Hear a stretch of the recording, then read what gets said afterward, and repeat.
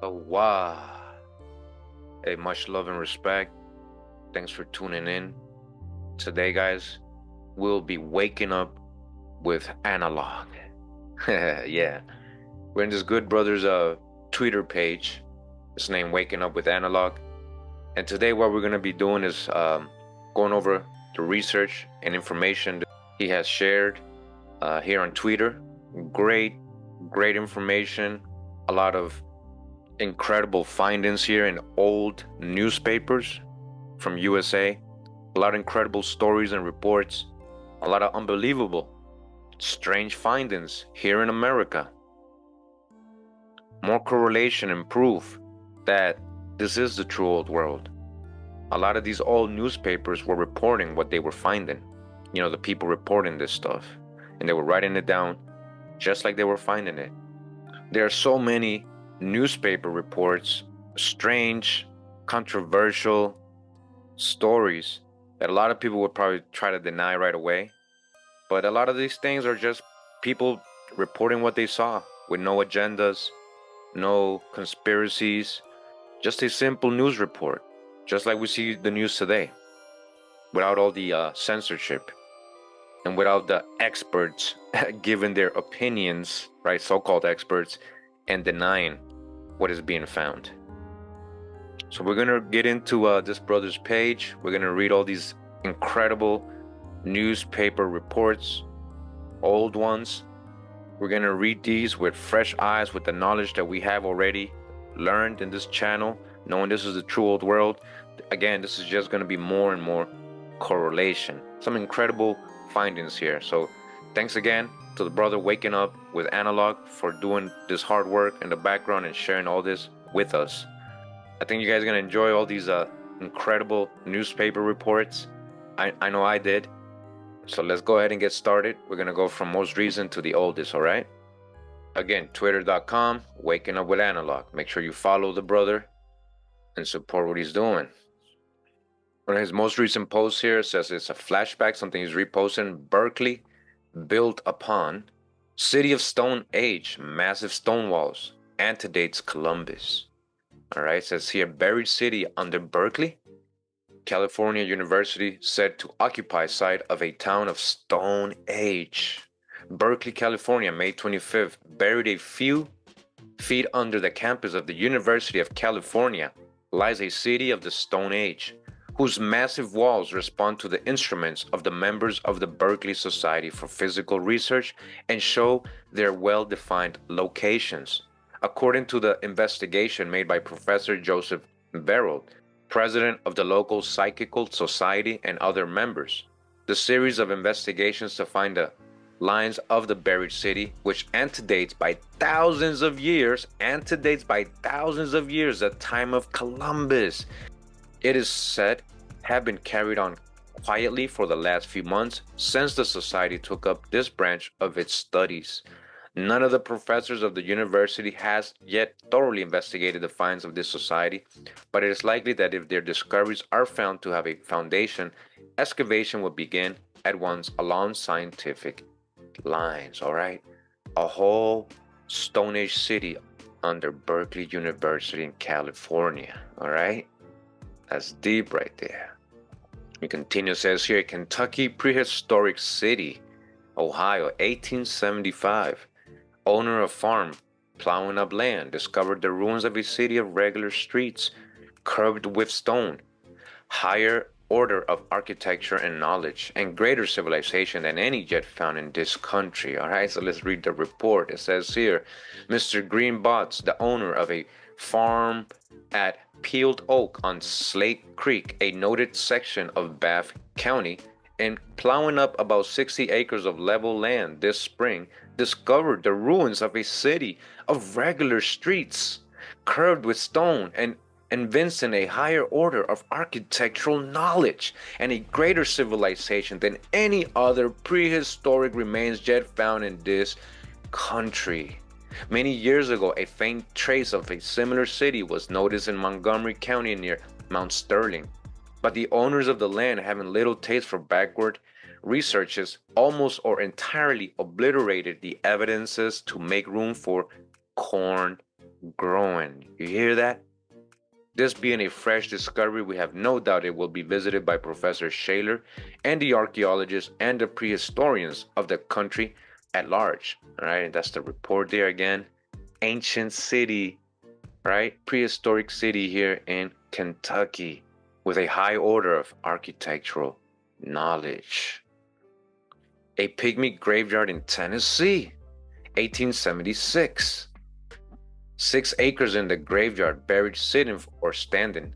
A dwarf race of people, about 3 feet high, estimated 75,000 to 100,000 buried there. Again, you hear this, guys? What pygmy people who are 3 to 4 feet high? How many are buried there? 75 to 100,000. This things they never told us, and this is gonna go great with a future series I got on the little people or the pygmies of the world. All right, that's gonna be a great series. Got a great book that I found and I'm reading. Let's read this report. It says, an ancient graveyard of vast proportions hath been found in Coffee County. It is similar to those found in White County and other places in Tennessee, but it is vastly more extensive and shows that the race of pygmies who once inhabited this country were very numerous. All right? The same peculiarities of position observed in the White County graves are found in these. The writer of the letter says, some considerable excitement and curiosity took place a few days since near Hillsborough, Coffee County, or James Brown's farm. A man was plowing in a field which has been cultivated many years, plowing up a man's skull and other bones. After making a further examination, they found that there were about 6 acres in the graveyard. They were buried in a sitting or standing position. Their bones show that they were a dwarf race of people, about 3 feet high. It is estimated that there were about 75,000 to 100,000 buried there. All right, pygmies and Tennessee. Again, future series. All right, pygmies are not just from Africa or the Bushmen from Africa. You gotta dodge the hijack. But great report here, as you guys can see. This was reported in a newspaper, 1876. Moving on, it says most historic, Alaska, 1926. Writings recorded Norse expedition through the Northwest in 1010, the year's 1010. You hear that? Norse, who's the Norse? The Danes, Danites, Vikings? It says here most historic, Stephenson believes find antedates Indians in Northwest. It says here Spokane, Washington, November 22nd. Arctic explorer Stephenson, who was here on a lecture tour, pronounced the rock writings near Spokane not runic, but made by a prehistoric race, antedating the Indians thousands of years. It's not even runic, it's even older than that, they're saying. Professor Oluf Opsjon last summer said the writing recorded the Norse expedition through the Northwest in 1010. You hear that? That's what it's recording. They found that. Stephenson said the markings are not similar to the runics as I know. All right, so it keeps going. That's the clip we got. As you guys can see, they found, so you see what they found in Alaska, and it was reported in 1926. Continuing, it says here, runic inscriptions from 1051. All right, so more correlation near Great Falls in Potomac, Virginia. All right, so now we're in Virginia. It says the Constitutional Union of Washington City reports that a runic inscription has been discovered near the Great Falls in the Potomac, that it records the death of an Icelandic woman named Suasu, who died in 1051. All right, 1051. Listen, that the discovery proves the visit of the Northmen to our shores 5 centuries before the time of Columbus, and that they made explorations in land. It is also stated that the fragments of teeth, bronze trinkets, coins, and other curious things have been exhumed from the grave. All right, more correlation of possible Norsemen, Danites, Vikings over here. But who are the Vikings really? The Six Kings? Could it be Danites mostly, mixed with a little bit of the Sumerians, the Gauls, becoming known as the Danes? And could these people have originally been coming out of the true old world, the true promised land? We move on to the next report. It says here the prehistoric age, Kentucky, 1876, discovered a sinkhole, proceeded to explore it, emerged into a large picturesque gallery, rivaled that of the old mammoth itself. 5 galleries, strange characters for hieroglyphics, neatly carved into the wall. All right, so let's read it. It says the prehistoric age, discovery of another mammoth cave near Columbia, Kentucky. 3 human skeletons of extraordinary proportions found in a subterraneous vault, meaning they found giants. All right, a curious narrative says here, says about the middle of the past week, 2 young men named White, while idly wandering in a large tract of wild, dense forest in the southeastern part of our country, discovered what they supposed to be a sinkhole or fox den, and with that idea proceeded to explore it. After a little trouble in making their way through the entrance, the cave, for such it proved to be, became large enough to admit of their walking upright. They had proceeded thus in this passage probably 150 yards, when they emerged into a large and picturesque gallery, the beauty and grandeur of which will rival that of old Mammoth itself. The room, according to their calculations, is about 150 by 100 feet and abounds in all varieties of the stalactites and stalagmites, but is not the things that we naturally expect to find in caves that I wish to mention particularly, but the curious remains that were discovered therein. In the northeast corner of the first gallery, for there are 5, of which I will hereafter speak, about 5 feet from the ground, they noticed some strange characters or hieroglyphics neatly carved in the wall. Moving on, it says here, the headrock of a vault, loosened and disclosed the interior of an enclosure in the solid rock, which contained 3 human skeletons which measure 8 feet, heads towards the east, lying next to them 3 huge swords. Oh, wow, interesting. Says your examination proved to be the head rock of a vault. A few minutes Prison served to loosen this and disclose to view the interior of an enclosure in the solid rock of about 5 by 10 feet, which contained the remains of 3 human skeletons, which measure 8 feet 7.5 inches, 8 feet 5 inches, and 8 feet 4.75 inches in length, respectively. All right, so all 3 of these people were over 8 feet. The heads were laying towards the east, all right, towards the east, each body parallel to the other. Beside them lay 3 huge, what looks to be swords, all right, 3 swords, but were so decayed that upon being touched, immediately crumbled to dust. Oh man, how old was this? How old are these people and these swords? Wow, giants with swords found, right?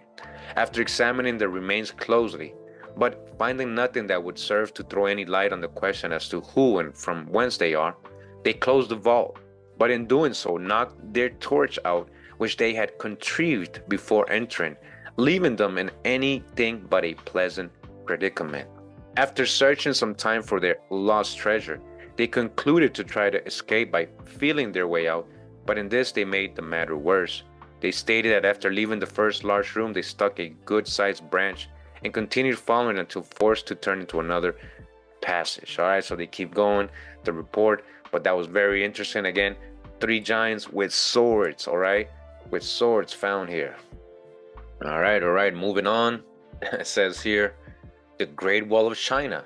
I mean, the Great Wall of Tartaria. I mean, the Great Wall of Mississippi. Says here, Mississippi's Great Wall. An interesting prehistoric work, the origin of which is a mystery. One of the scientific puzzles of the state of Mississippi is the Brandywine Stone Wall. It has long been a problem that is yet unsolved. Some time ago, Mr. Thomas Watson of Hasselhurst sent Governor Longino a pencil drawing of an immense pile of stones in the southeastern portion of Claiborne County, suggesting that the stone might be utilized in building the new Capitol. In a letter which accompanied the drawing, Mr. Watson stated that these stones, piled high on each other, cover an area of 4 miles square. Each stone is 6 feet long, 3 feet wide, and 2 feet thick, and they are joined together with an excellent quality of cement. No man knows how they came there. They may have been there for thousands of years.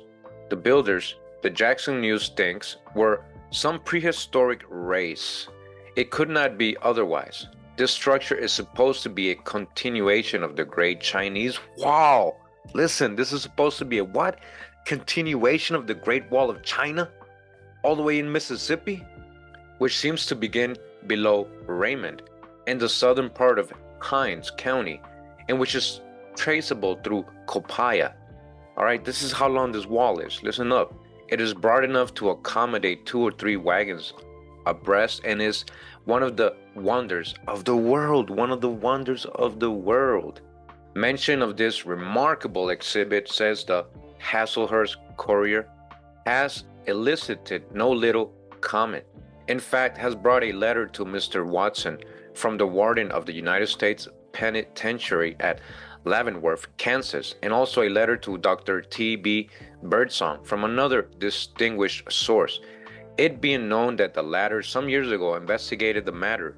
Mr. Watson, however, says the Courier, has given the subject more patient thought and gone over the ground more thoroughly than anyone else, and to him the Courier is indebted for the following facts. He calls it the Brandywine Stone Wall, and says this wonderful and massive structure or parts of structure of masonry done in stone, which have withstood the ravages of time for perhaps many thousands of years, listen, still stand an enduring relic of a prehistoric civilization and knowledge of the art of building, not inferior in many respects to the present day. These stone buildings lie for the most part buried in the earth in the southeastern portion of Claiborne County and lying against the Copiah County line on the slopes overlooking the valley of the Brandywine Creek from the west side.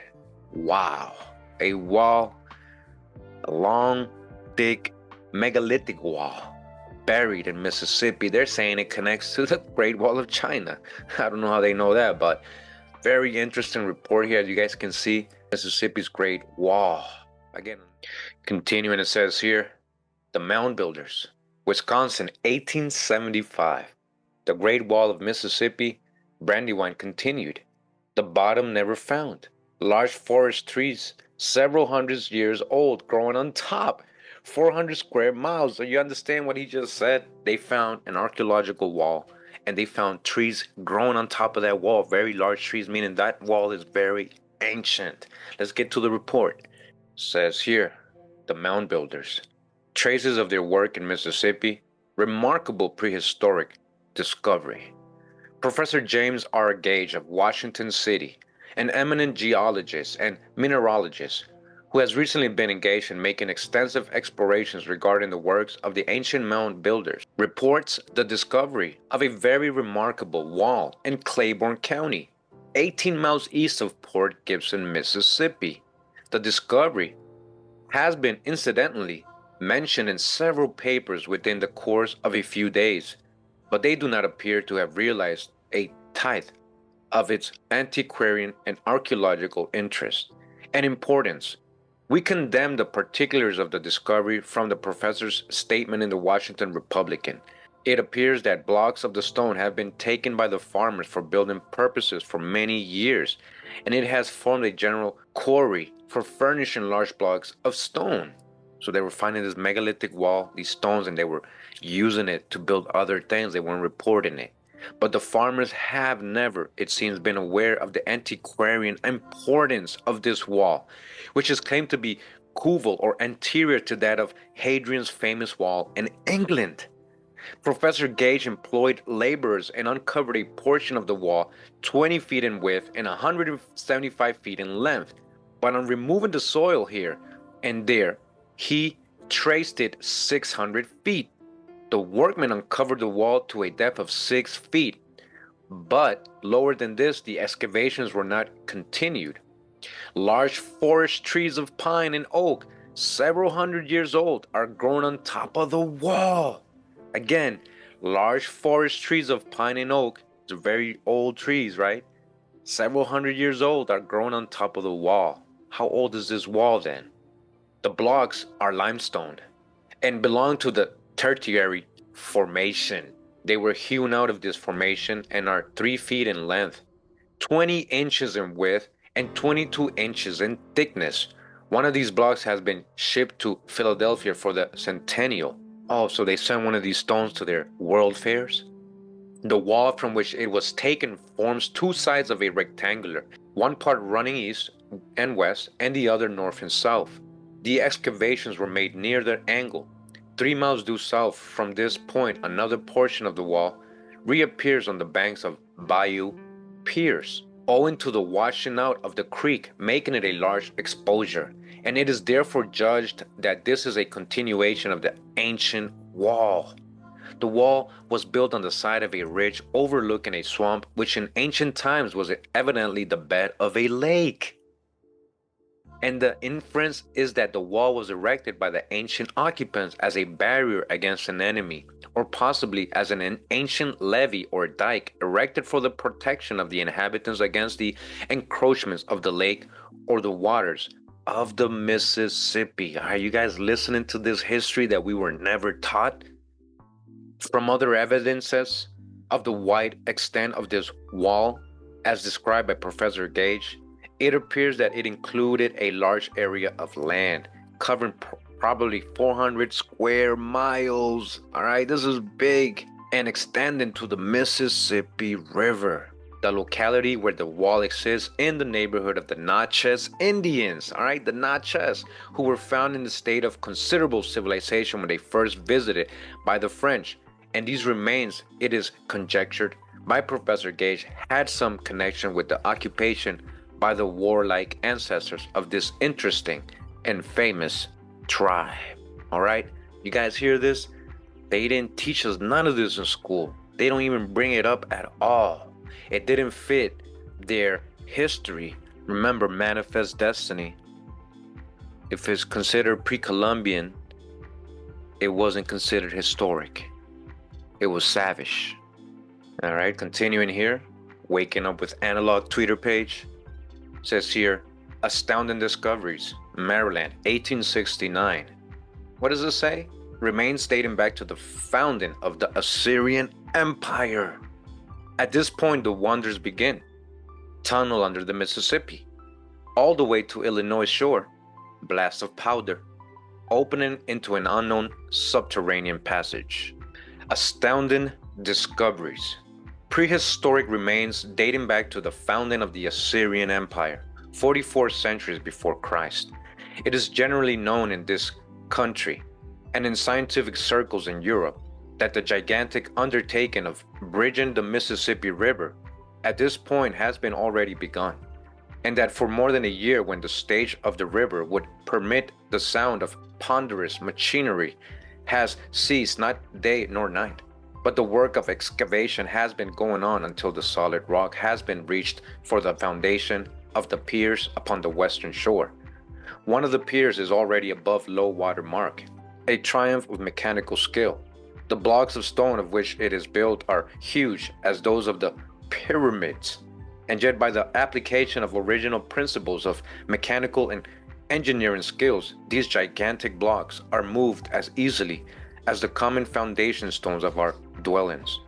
The outer pier is not yet begun, the excavations, therefore, not being quite completed. At this point, the wonders begin, the end of which is not yet. What effect the discovery of this tunnel under the river, a tunnel under the river, may have upon the location of the bridge, the Board of Engineers will soon determine. About 4:30 p.m. yesterday, the workmen engaged in blasting the rocks in the bottom of the excavation for the foundation of this pier, discharged an extraordinary large blast of powder when immediately after the port of strange phenomenon presented itself. Instead of having to wait the usual time for the smoke to clear away, they saw it ascend rapidly in a column as though issuing from the smokestack of one of our steamers.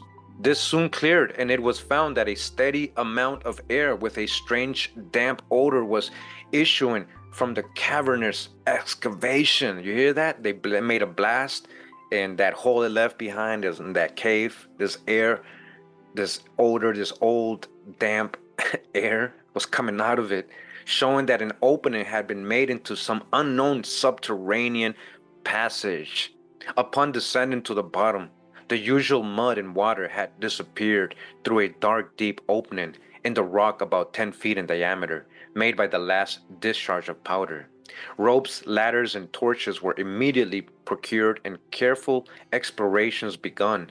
We cannot now enter into detailed description, but having been invited to accompany the Board of Engineers with a delegation from the Academy of Science and Historical Society, we must reserve a full exposition of this wonder, full discovery, and we shall have made a more careful survey. Suffice it for the present to say it is certain that it passes entirely under the river to the Illinois shore, and whether it is wholly the work of some ancient race who once inhabited this land, and that's where it stops right there. All right, unfortunately. But again, they found a whole tunnel dating back, they're saying, at least to the Assyrian Empire, under the Mississippi, these megalithic blocks there, this subterranean passage with this odor, damp air that was stuck under there. Amazing findings. We continue. It says here, passages on the north side extends to the Great Mound, now being removed by the Missouri Railroad. Monk's Mound, an enormous chain of mounds from river to bluffs, 9 miles. Tunnel under river and mount connected. All right, that tunnel, look at that. That tunnel that was going under the Mississippi in the previous report, look, it's connecting to all the mounds. This is amazing. Opening in mounds to subterranean highways connecting the mounds, going even under the Mississippi River. Let's read this. It says here, one of the passages opening on the north side seemed to follow the course of the river, and it is believed extends to the Great Mound, now being removed by the North Missouri Railroad. Listen, the destroying mounds, we already got the report of all this, right? We did a whole video on this, right? They were destroying these mounds. These mounds were connected by subterranean tunnels. So again, to build their railroads, they were destroying a lot of these mounds, which was the theme of much interesting remark at the last meeting of the Historical Society. To those who have not seen, the mound is around St. Louis. It may be necessary to say that the mound known as the Big Mound is about 1 mile above the Great Bridge now being built. The mound known as Monk's Mound is on the other side of the river and is but one of a continuous chain of mounds extended from the river to the bluffs, a distance of 9 miles. All right, so again, Big Mound, we did the whole video, how they destroyed it and everything, how majestic and big it was. You know, this is right across the river from Cahokia, you know, not too far from Cahokia. Again, the true Tamari or ancient Egypt. This is what we're talking about right here, where the Mississippi is the Nile. And I look at all these subterranean tunnels now connecting. Look at all this stuff they're finding in the Americas. I just want you guys to see this is amazing information. This is amazing reports and newspaper articles archived This brother does great research, finding all these articles and posting them on his Twitter page for all of us to see.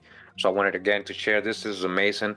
Now let's continue. It says, it is conjectured that the tunnel under the river and the mounds are intimately connected, and that there was in ancient times an opening through the mounds from this subterranean highway.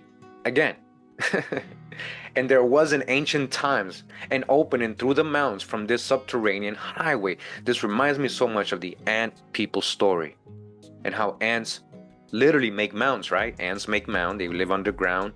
And there is the stories, the myth of the ant people, and how a lot of our stories of our ancestors about living underground. This is all making sense to me. Of course, every scientific man is in a perfect fever of excitement at these grand discoveries, which seem so full of promise to archaeological and ethnological inquiries after truth. It will be remembered by our citizens that some few months since an examination amongst mound was made under the auspices of some Eastern scientific society, and during the excavation there were frequent excavations of disagreeable gases and odors. Oh, it's all right. You see this air trapped down there is old, old. Yet we will not speculate, but wait in almost breathless suspense for future development. All right. So this is so deep, connecting with the research we've done with Big Mound and all these mounds and ancient cities along the Nile, going up all the way to the Ohio and even higher to the Great Lakes. The whole whale culture and all that. So it's amazing. Who knows? Who's to say there isn't subterranean tunnels connecting all these ancient sites, even all the way to the west, right? California and all that. Continuing, it says here, prehistoric South Dakota, MO 1894. Prehistoric South Dakota, antiquarians are excited over the discovery of a tomb in Egan, South Dakota, containing the skeletons of 22 men whose height averaged 8 feet. Again, more giants, 8 feet tall. The tomb also had a rude altar and several bronze utensils. All right, they found 20 giants, South Dakota. And we continue. It says here, came to a flight of 41 steps, another chamber of wonders. The walls sculptured in a bas reliefs and runic inscriptions. Translations, Ahasuerus' crowning of Queen Elizabeth. Another, Luke, Deuteronomy, and friend going into captivity. All right? What does all that mean? Let's read. So it says here, passing through its pilastered hall above described, we observed a descending opening about 7 feet high by 3 feet wide. Following this in its windings, about 50 yards, we came to a flight of 41 steps, ascending which we found ourselves in another chamber of wonders. Oval in shape, about 7 feet long, 20 feet high, and 3 feet wide, the walls of this last chamber were sculptured in magnificent bas relief and runic inscriptions.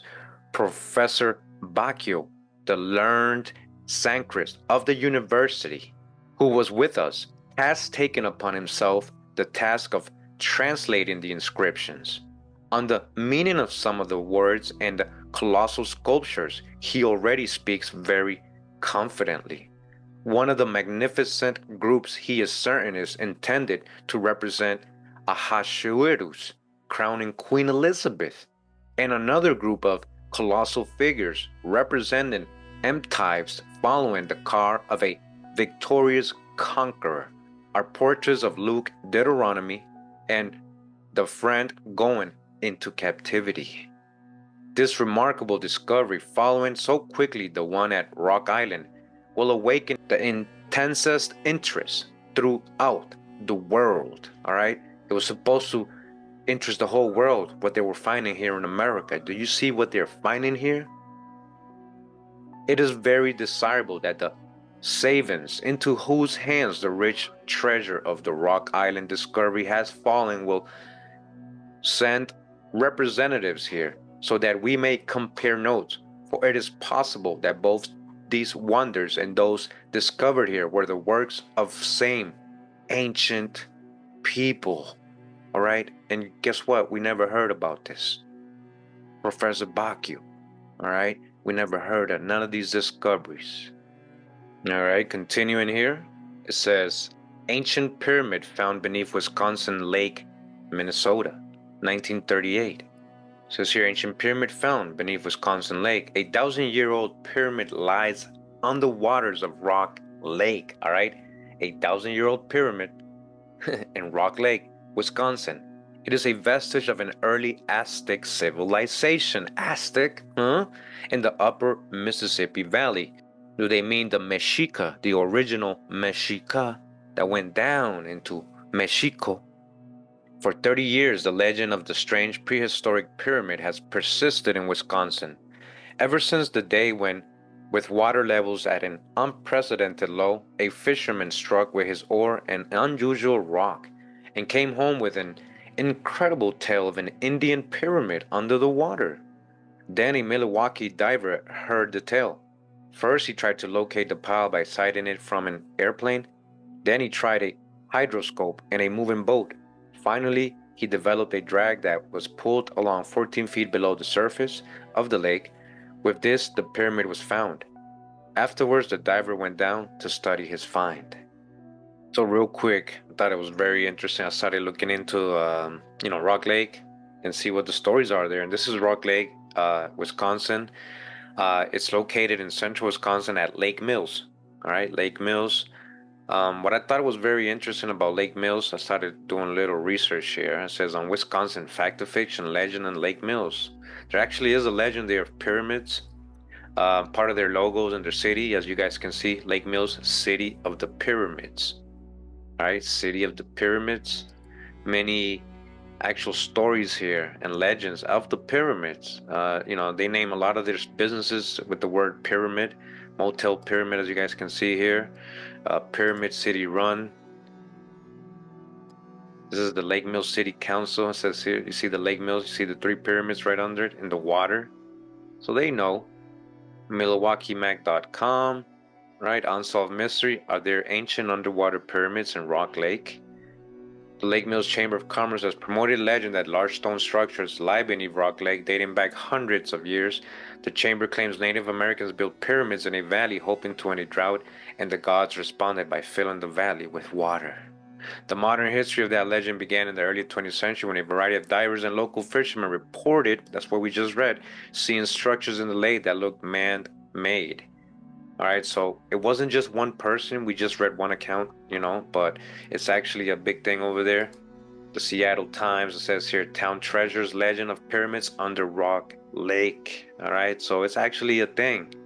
So yeah, an ancient pyramid was found there and it's still there. And they're just not reporting or talking about it. They say, no, it's not real, it's not man-made. All right, continuing. It says here, paved by ancients.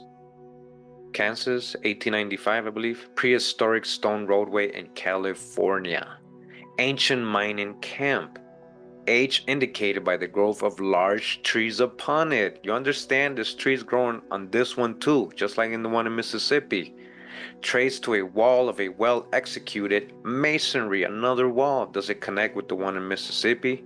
They were saying it connects with the one in China. So this is actually on the way, right? California.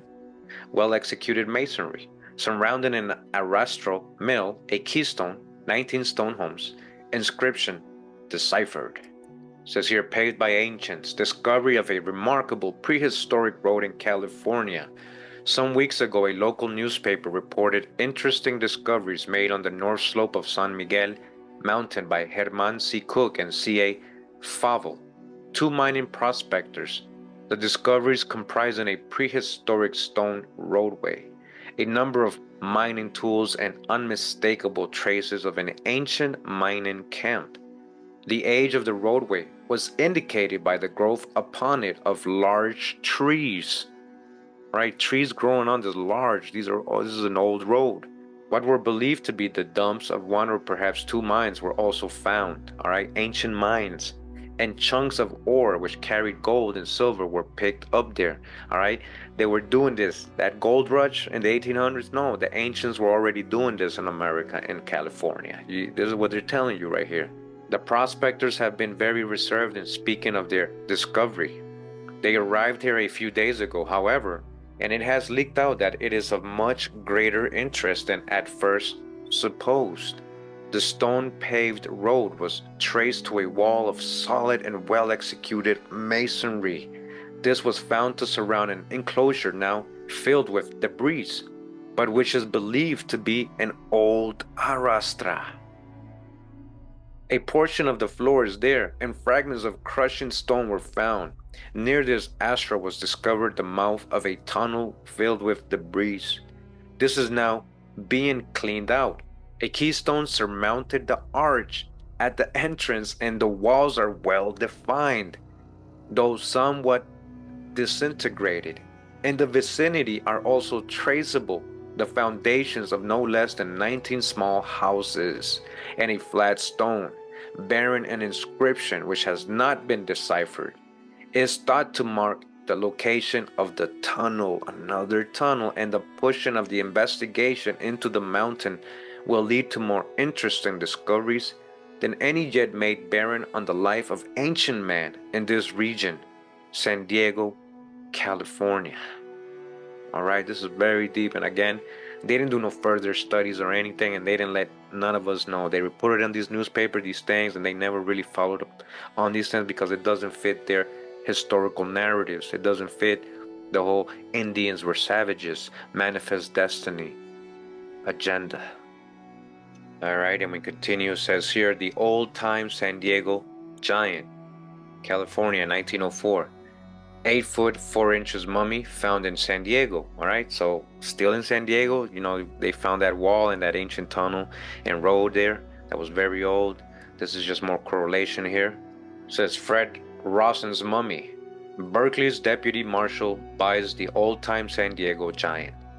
Professor Hudson's lecture on Walt Whitman's State Viticultural Commission apparatus. Berkeley, California, January 24. Deputy Marshal Fred Rawson has purchased the gigantic mummy, 8 feet 4 inches in height, found at San Diego last year, and he proposes to travel with it through California as soon as it reaches Berkeley. The mummy is now in Washington, where the previous owners have been for some time trying to sell it to the Smithsonian Institution. The only thing that stood in the way of a sale was the price, and upon this the owners and the institution could not agree. Rawson, who is a professional taxidermist and a lover of curios, watched the progress of the deal, and when he found that there was a difficulty, stepped in and purchased the skeleton of the freak. Rawson has a small fortune invested in curiosities and rare specimens from various sections of the globe, and he proposes to put the best of these into a wagon with the bones of the giant and traverse California in real dime museum on wheels style. He expects that the mummy will reach California in May. All right, mummy, a giant mummy found in California, right in San Diego. They were just, selling it, moving it around like nothing. Smithsonian didn't even want it. They're like, no, we don't want to bring that here. That's gonna expose our false history. Smithsonian is known for hiding these things, right? Getting rid of them. But again, another 8-foot giant, that's just like we read earlier. And mummies, right? The oldest mummies in the world are actually from America. They're not from over there, Africa or the Middle East or wherever they're saying it. It's Chinchorro mummies. We've done the video, down in Chile and Peru. Oldest mummies in the world. So they found a mummy here. They're not telling us how old this mummy is. But we're going to keep reading some more discoveries here in San Diego. Let's go to the next report. All right, so we continue. It says here, beneath LA, San Francisco, and San Diego, buried cities. From this conclusion must not be drawn that the remainder of America is not also a venerable antiquity, because the reverse is the truth. Still, California, from her mountain peaks, has patiently seen, with ever watchful eye, the land to the east of her gradually rise, shaking the salt sea from her back, while the west and south volcanic action has shaken the earth into fragments until it has become a prey to the devouring water, leaving the present state as the only monument in this part of the country to testify to the ancient grandeur of the land and the high civilization to which it gave birth, all right? The high civilization that it gave birth. They're talking about America, right? Beneath the soil of California is hidden vast wealth, all right? Listen, we've already gone over the skeleton remains they found here, the oldest humans, right? We've already gone over the Calavera skull and all these other findings in California, right? This ancient land, this vast wealth hidden underneath, right?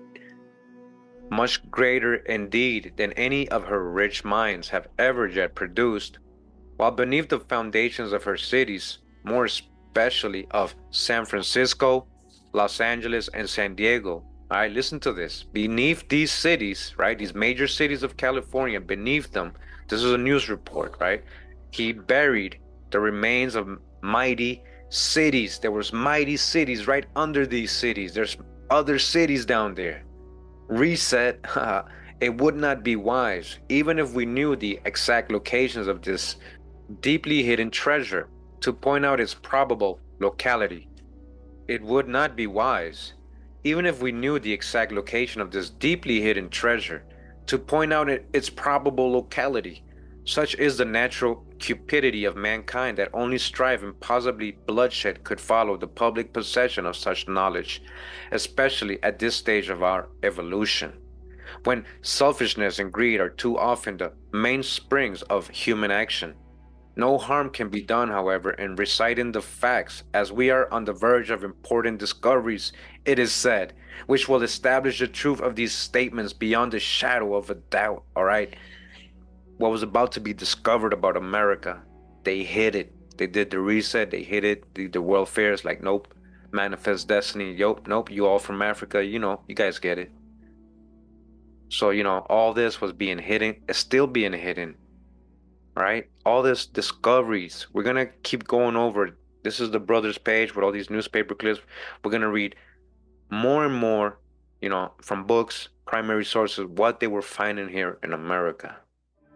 I want to show you some things that I don't think you even knew existed. It goes against everything Manifest Destiny teaches about Native Americans. And I want you to know this part of our history because people erased it. And we'll get to that later on in the program. Erased it intentionally. Erased it intentionally. That's an important part of it. America's history didn't begin with Christopher Columbus came over. There were ancient cities with advanced architectures all across North America. Did you know that? Hundreds of years before Columbus came. You always think, oh, the Indians, they didn't scar the land. So, no, not true. These were cities as large as any in the world at the time. London or Rome, they were metropolises. Archaeologists say they have found evidence of 200,000 actual cities of mound-like structures all across North America that were here long before Columbus. But we don't know anything about them. Why? Why? Why would so many people be covering up the evidence of earlier civilizations in the Americas? I think some people have called it a colonial cover-up, a colonial archaeological conspiracy. There's two sides to this story. In one side of the story is the way America was conquered by basically Anglo-Saxons, and in that conquest of the Americas, what they confronted was an indigenous people who had inhabited that realm for tens of thousands of years, we now know. And the first thing they did was to attempt to exterminate them physically, to get them out of the way. And when that became objectionable, the next measure was to exterminate their culture, to rub it out, to pour scorn upon it, to say that it was of no value, that in a sense, the absurd and monstrous argument was that the Native Americans deserved what was done to them because they were supposedly not capable of any high culture. We now know that that's completely untrue, and that was a conspiracy. That was a conspiracy to destroy Native American culture and thus to legitimize the conquest and the massive theft of land. And it carried on into the 20th century with the so-called boarding schools, where Native American children, almost all of them, were taken away from their families.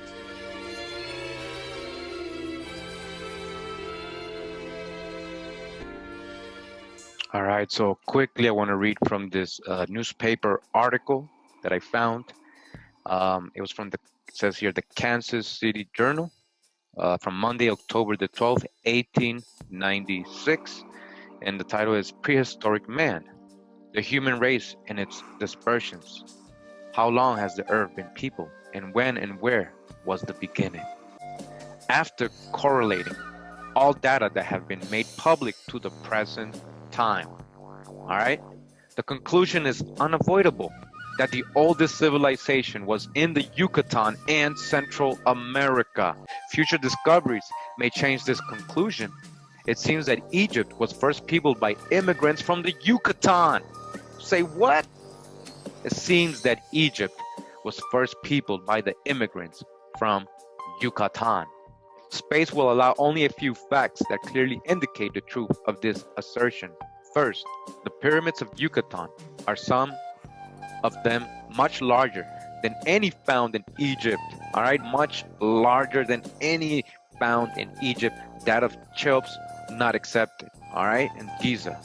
Second, the pyramids of Egypt bear structural evidence of having been modeled on those of Yucatan, notably of the one at Coloma, which covers 23 acres.